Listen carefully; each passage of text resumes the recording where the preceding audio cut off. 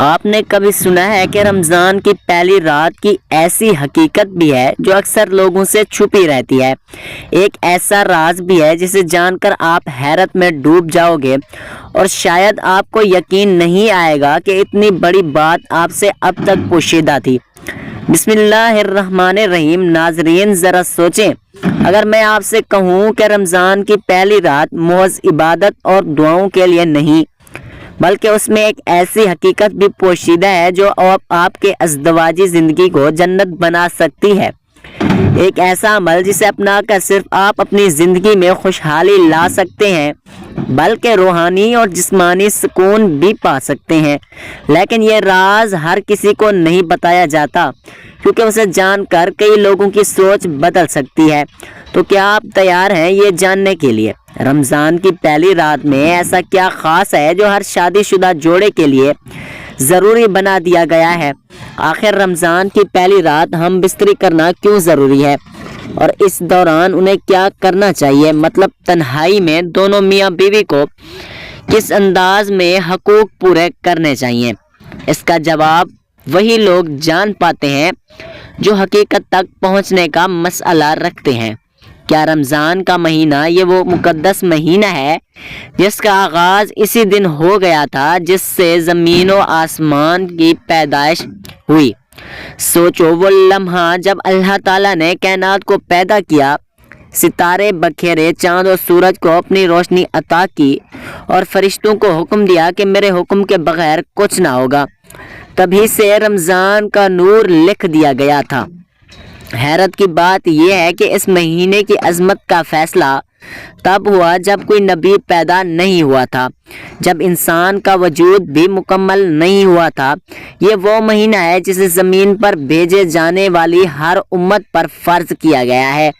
یہ وہ مقدس وقت ہے جس میں انبیاء پر وحی اتری، آسمانی کتابیں نازل ہوئیں اور اللہ تعالیٰ نے اپنی رحمت کے دروازے کھولنے کا وعدہ کیا۔ رمضان کا مہینہ حیرت انگیز واقعات کا گواہ رہا ہے۔ یہ کوئی عام مہینہ نہیں بلکہ وہ وقت ہے جب زمین و آسمان کی تقدیریں بدل گئیں، انبیاء کرام علیہ السلام کی آزمائشیں ہوئیں اور اللہ کی سب سے بڑی نشانی ظاہر ہوئی۔ حضرت آدم علیہ السلام کی توبہ رمضان میں قبول ہوئی، انہیں جنت سے زمین پر بھیجا گیا اور اسی مہینے اللہ نے انہیں معافی عطا کی۔ حضرت نوح علیہ السلام کی قوم پر طوفان رمضان میں آیا، پانی نے پوری زمین کو اپنی لپیٹ میں لے لیا مگر اللہ نے کشتی میں سوار مومنین کو بچا لیا۔ حضرت ابراہیم علیہ السلام پر رمضان میں وحی نازل ہوئی اور اسی مہینے میں انہیں آگ میں ڈالا گیا مگر اللہ تعالیٰ نے آگ کو ٹھنڈا کر دیا۔ حضرت اسماعیل علیہ السلام کی قربانی کا خواب رمضان میں آیا اور یہی مہینہ ان کے صبر کی آزمائش تھا۔ حضرت یوسف علیہ السلام کو رمضان میں قید سے رہائی ملی اور وہ مصر کے بادشاہ بنے۔ حضرت موسیٰ علیہ السلام پر رمضان میں تورات نازل ہوئی اور انہوں نے رمضان ہی میں سمندر کو چیر کر اپنی قوم کو فرعون کے ظلم سے بچایا، جبکہ فرعون اسی مہینے میں غرق ہوا۔ حضرت داؤد علیہ السلام کو رمضان میں بادشاہت ملی۔ حضرت سلیمان علیہ السلام کو رمضان میں جنات اور ہواؤں پر حکومت پہ اختیار دیا گیا۔ حضرت ایوب علیہ السلام کو رمضان میں بیماری سے شفا ملی۔ حضرت یونس علیہ السلام کو رمضان میں مچھلی کے پیٹ سے نجات پا کر دوبارہ زمین پر آئے۔ حضرت زکریا علیہ السلام کی دعا رمضان ہی میں قبول ہوئی اور انہیں بڑھاپے میں بیٹے حضرت یحییٰ علیہ السلام کی بشارت دی گئی۔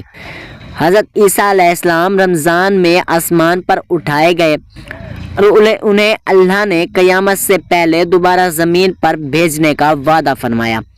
اور پھر رمضان وہ مہینہ ہے جب اللہ نے اپنے آخری نبی پر قرآن نازل کیا۔ غار حرا میں جبرائیل علیہ السلام پہلی وحی لے کر آئے۔ بدر کی جنگ میں رمضان میں ہوئی جس میں 313 کمزور اور بے سرور سامان مسلمانوں نے ہزاروں کفار کو شکست دے کر ثابت کیا۔ اللہ کی مدد مومنوں کے ساتھ ہوتی ہے۔ مکہ رمضان میں فتح ہوا جب میرا نبی اور صحابہ اکرام فاتح بن کر اس مقدس سرزمین میں داخل ہوئے اور اس مہینے میں تاریخ کا سب سے اہم واقعہ شب قدر پیش آیا۔ جس میں فرشتے زمین پر اترے اور اللہ نے ایک رات کی عبادت کو 1000 مہینوں کی عبادت سے زیادہ فضیلت عطا کر دی۔ یہی رمضان ہے جس میں زمین کے فیصلے بدلے جاتے ہیں، قوموں کی تقدیریں بدلی جاتی ہیں اور اللہ اپنی رحمتوں کے دروازے کھول دیتا ہے۔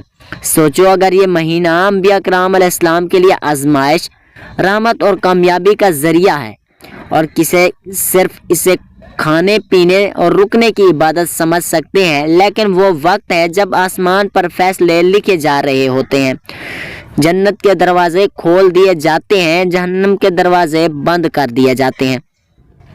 فرشتے اللہ کے حکم پر زمین پر نازل ہو کر نیکیوں کو لکھ رہے ہوتے ہیں۔ اب یہاں یہ سوال پیدا ہوتا ہے کہ آخر یہ رمضان کب سے لاگو ہوا؟ رمضان کے روزے کب سے فرض ہوئے؟ ایک روایت میں آتا ہے کہ ایک ملک میں سخت قحط پڑا، زمین بنجر ہو گئی، لوگ نوالے کے لیے ترس رہے تھے، بچوں کی معصوم چیخیں سن کر دل دہلا جاتا تھا، لیکن مدد کی کوئی صورت نظر نہیں آ رہی تھی۔ مگر حیرت کی بات یہ تھی کہ اس ملک کے ساتھ والے ملک میں بھی غربت تھی، مگر وہاں کا بادشاہ انتہائی نیک دل، رحم دل اور انصاف پسند تھا۔ اس نے جب اپنے پڑوسی ملک کی یہ حالت دیکھی تو تڑپ اٹھا، رات بھر نیند نہ آئی، دل میں ایک سوال گردش کر رہا تھا کہ میں اپنے ملک کے لوگوں کو پیٹ بھر کر کھانا کھاتے کیسے دیکھ سکتا ہوں جبکہ میرے پڑوسی ملک کے لوگ بھوک سے مر رہے ہیں۔ پھر ایک صبح بادشاہ نے اپنی پوری قوم کو جمع کیا اور ایک ایسا حکم جاری کیا جس نے انسانی تاریخ میں مثال قائم کر دی۔ اس نے کہا، اے میری قوم، اگر آج ہم اپنے پڑوسیوں کو بھوک کا احساس نہیں کریں گے تو کل اللہ ہمارے بھی آزمائش میں ڈال دے گا اور ہر شخص 2 وقت کی روٹی کے بجائے سے صرف 1 وقت کی روٹی کھائے گا اور دوسرے وقت کی روٹی ان کو دے گا جو بھوک سے مر رہے ہیں، تاکہ وہ بھی کچھ کھا کر جی سکیں جو بھوک سے مر رہے ہیں۔ یہ سن کر پوری قوم خاموش ہو گئی، مگر بادشاہ کی بات دل پر لگ چکی تھی۔ پھر کیا تھا، لوگوں نے اپنی 2 وقت کی روٹی میں سے 1 روٹی اپنے پڑوسی ملک کے بھوکوں کے لیے قربان کر دی۔ وہ پورا دن بھوکے رہتے، شام کو 1 روٹی کھاتے، وہ دن کی روٹی اپنے پڑوسی ملک کو بیچ دیتے۔ اس ساری قربانی اور ہمدردی کو دیکھ کر اللہ تعالیٰ کو ان کا یہ عمل اتنا پسند آیا کہ اس نے اس جذبے کو ہمیشہ کے لیے روزے کی عبادت میں شامل کر دیا، تاکہ قیامت تک آنے والے لوگ بھوک برداشت کرنے کا سلیقہ سیکھیں، دوسروں کے دکھ درد کو محسوس کریں، اللہ کی نعمتوں کا شکر ادا کریں۔ اللہ کا فرمان ہے کہ رمضان وہ مہینہ ہے جس میں ہدایت اتاری گئی، جس میں برکت رکھی گئی اور جس میں ایسا نور رکھا گیا جو دلوں کو پاک کر دیتا ہے۔ یہ وہ مقدس مہینہ ہے جس میں اللہ تعالیٰ اپنے بندوں پر بے شمار گناہوں کو معاف کرتا ہے اور دعاؤں کو قبولیت بخشتا ہے۔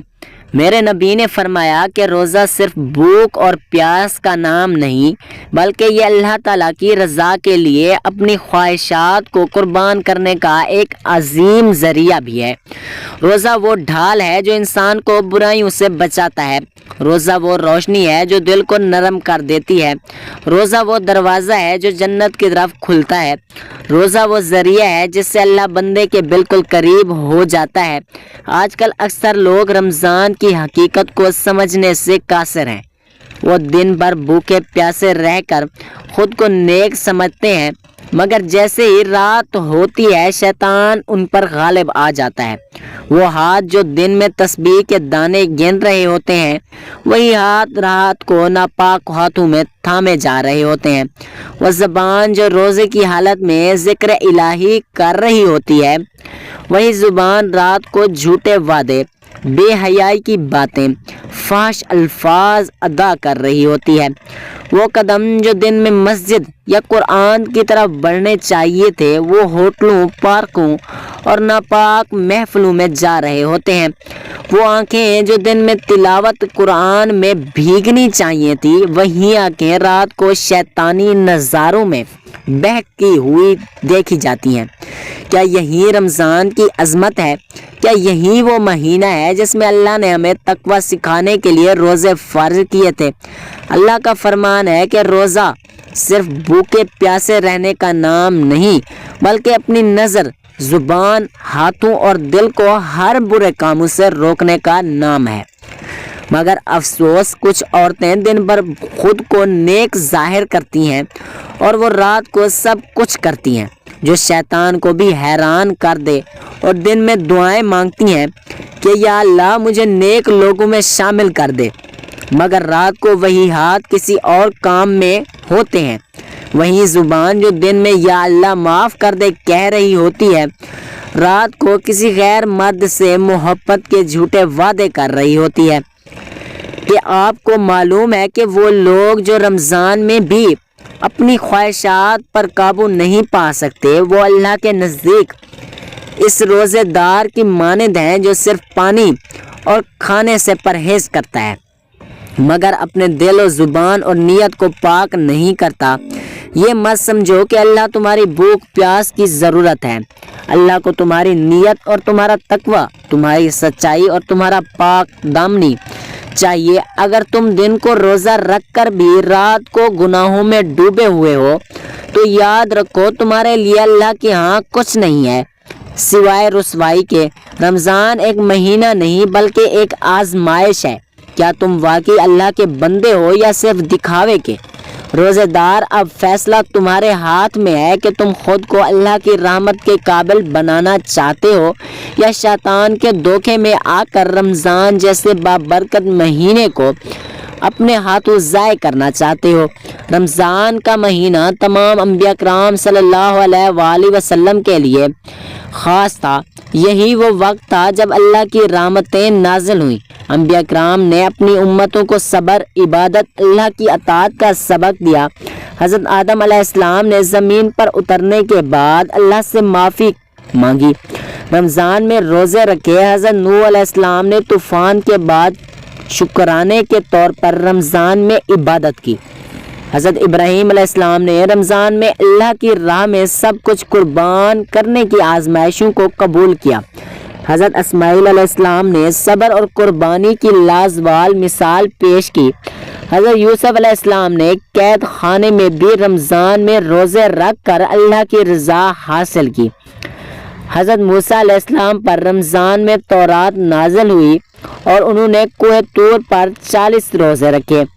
حضرت ہارون علیہ السلام نے اپنی قوم کو رمضان میں تقوی اختیار کرنے کا سبق دیا۔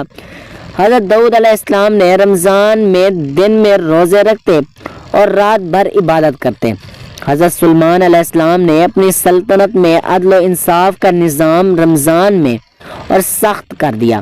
حضرت ایوب علیہ السلام نے اپنی بیماری اور تکلیف میں بھی رمضان میں صبر اور عبادت کو ترک نہیں کیا۔ حضرت یونس علیہ السلام نے مچھلی کے پیٹ میں رمضان کی راتوں میں اللہ سے توبہ کی۔ حضرت زکریہ علیہ السلام نے رمضان میں چھپ کر روزہ رکھ کر اللہ کے حکم پر عمل کیا۔ حضرت یحییٰ علیہ السلام نے رمضان میں ہر وقت اللہ کے ذکر میں مشغول رہے۔ حضرت عیسیٰ علیہ السلام نے رمضان میں اپنے حواریوں کو عبادت کی تلقین کی اور ہمارے نبی پر رمضان میں ہی قرآن پاک نازل ہوا اور انہوں نے اس مہینے میں عبادت و صدقہ اور اللہ کی رضا حاصل کرنے میں سب سے زیادہ کوشش کی۔ تو آئیے ناظرین، اب بات کرتے ہیں کہ رمضان کی پہلی رات میاں بیوی کا ہم بستری کرنا کیوں ضروری ہے۔ آپ جانتے ہیں کہ یہ رات میاں بیوی کے لیے صرف جسمانی قربت کا موقع نہیں بلکہ ایک روحانی تعلق کا ذریعہ بھی ہے۔ شریعت میں میاں بیوی کے تعلق کو صرف جنسی خواہش پوری کرنے کا ذریعہ نہیں بلکہ محبت، سکون اور برکت کا ذریعہ قرار دیا گیا ہے، اور رمضان کے آغاز میں تعلق اور زیادہ پاکیزہ ہو جاتا ہے۔ اس رات میں میاں بیوی کا ایک دوسرے کے قریب آنا محبت اور رحمت کے دروازے کھول دیتا ہے۔ یہ تعلق اللہ کی رضا کے لیے اختیار کیا جائے تو یہ عبادت بن جاتا ہے، کیونکہ ایک دوسرے کا ادا کرنا بھی دین کا حصہ ہے۔ رمضان کی ابتدا شیطان کی قید سے ہوتی ہے، اور اگر میاں بیوی اس ارادے میں ایک دوسرے کو حلال طریقے سے اپنائیں تو نہ صرف ان کے درمیان محبت بڑھتی ہے بلکہ وہ نفس کے بہکاوے سے بھی محفوظ رہتے ہیں۔ آپ نے کبھی سوچا ہے کہ میاں بیوی کے رشتے میں برکت اور محبت کا سب سے بہترین موقع رمضان کی وہ پہلی رات بھی ہو سکتی ہے جب دل پاکیزہ ہونے کے ساتھ ساتھ ایک دوسرے کے قریب آتے ہیں۔ کچھ علماء کرام فرماتے ہیں اگر یہ تعلق محبت اور نیت کی پاکیزگی کے ساتھ ہو تو اس کے اثرات پورے رمضان کے مہینے پر پڑتے ہیں اور ایک اچھے آغاز سے عبادت میں یکسوئی اور روحانی سکون بھی حاصل ہوتا ہے۔ اکثر لوگ کہتے ہیں کہ رمضان میں ہم بستری کرنا جائز نہیں، میاں بیوی کا ایک دوسرے کے ساتھ اٹھنا بیٹھنا سونا جاگنا اچھا نہیں، لیکن یہ بالکل غلط ہے۔ حقیقت یہ ہے کہ اسلام نے میاں بیوی کے درمیان محبت، قربت اور ایک دوسرے کے حقوق کو ہمیشہ اہمیت دی، اور رمضان میں بھی ایک رشتہ جائز اور حلال ہے، بس حدود کا خیال رکھنا ضروری ہے۔ دن کے وقت روزے کی حالت میں میاں بیوی کا مباشرت سے بچنا فرض ہے، لیکن سورج غروب ہونے کے بعد افطار کے بعد سے لے کر سحری تک ان کے لیے یہ عمل مکمل طور پر جائز اور حلال ہے۔ قرآن پاک میں اللہ تعالیٰ نے واضح طور پر فرمایا ہے کہ رمضان کی راتوں میں اپنی بیویوں کے پاس جانا تمہارے لیے حلال کر دیا گیا ہے کیونکہ وہ تمہارے لیے لباس ہیں، تم ان کے لیے لباس ہو۔ لیکن کچھ لوگ کم علمی کی وجہ سے یہ سمجھتے ہیں کہ رمضان میں یہ سب ناجائز ہوتا ہے، حالانکہ یہ غلط تصور ہے۔ اسلام نے ہمیشہ توازن و اعتدال کا سبق دیا۔ اگر اللہ تعالیٰ نے خود اس عمل کو حلال قرار دیا تو پھر کسی انسان کو یہ حق نہیں پہنچتا کہ وہ اپنی طرف سے اسے ممنوع قرار دے۔ اصل بات یہ ہے کہ رمضان میں ہر عمل نیت کے مطابق ہوتا ہے۔ اگر میاں بیوی کا تعلق حدود میں رہ کر پاکیزہ نیت کے ساتھ ایک دوسرے کے حق ادا کرنے کے لیے ہو تو یہ باعث رحمت اور محبت کا ذریعہ بنے گا، اور یہ خوبصورتی ہے جو اسلام نے اس دواجی زندگی میں رکھی ہے۔ اللہ تعالیٰ نے 3 طرح کی مخلوق پیدا فرمائی، نمبر 1 فرشتے، نمبر 2 انسان، نمبر 3 جانور۔ فرشتوں میں اللہ تعالیٰ نے عقل رکھی مگر شہوت نہیں رکھی، وہ ہر لمحے اللہ کی عبادت میں مشغول رہتے ہیں، ان میں کوئی نفسانی خواہشات نہیں، گناہ کرنے کا اختیار ہے۔ دوسری طرف جانوروں میں شہوت رکھی مگر عقل نہیں رکھی، وہ صرف اپنی ضروریات پوری کرنے کے لیے جیتے ہیں، انہیں کوئی احساس نہیں کیا جائز ہے کیا ناجائز ہے، نہ اپنے اعمال کا حساب دیں گے اور نہ ان پر کوئی عذاب ہوگا۔ پھر آتا انسان جس میں فرشتے والی بھی چیز موجود ہے اور جانوروں والوں بھی۔ انسان کو اللہ نے عقل دی، اس کے ساتھ شہوت بھی دی تاکہ وہ آزمایا جا سکے، تاکہ دیکھا جا سکے وہ کس راستے کا انتخاب کرتا ہے۔ غور کرو، اگر تمہیں عقل دی گئی مگر پھر بھی تم نے گناہ کیے، تم نے بدکاری کی یا حرام ارتکاب کیا تو پھر تم میں اور جانور میں کیا فرق رہ گیا؟ کیونکہ جانور کے اندر بھی وہی شہوت ہے جو تمہارے اندر ہے، مگر اس کے پاس عقل نہیں جو تمہارے پاس موجود ہے۔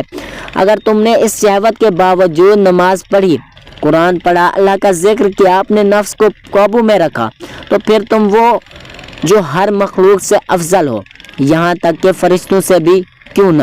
فرشتے تو صرف عبادت کے لیے پیدا کیے گئے ہیں، ان میں گناہ کا اختیار ہی نہیں، مگر تمہیں اللہ نے اختیار دیا، تمہیں گناہ کی راہ بھی دکھائی اور نیکی کا راستہ بھی دکھایا۔